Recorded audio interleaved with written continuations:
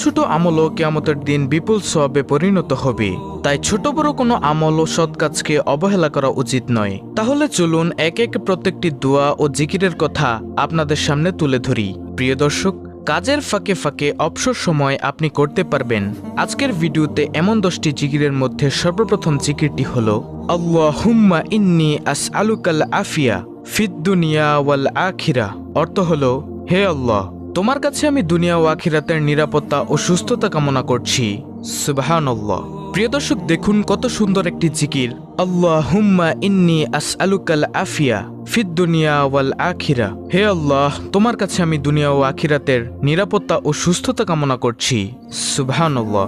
অর্থাৎ আপনি যদি খালেস অন্তরে শিরক মুক্ত থেকে, গুনাহ মুক্ত থেকে প্রতিনিয়ত এই জিকিরটি করেন, তাহলে আল্লাহ তাআলা আপনাকে দুনিয়া ও আখিরাতের নিরাপত্তা দান করবেন এবং আল্লাহ রাব্বুল আলামিন আপনাকে সুস্থতা দান করবেন।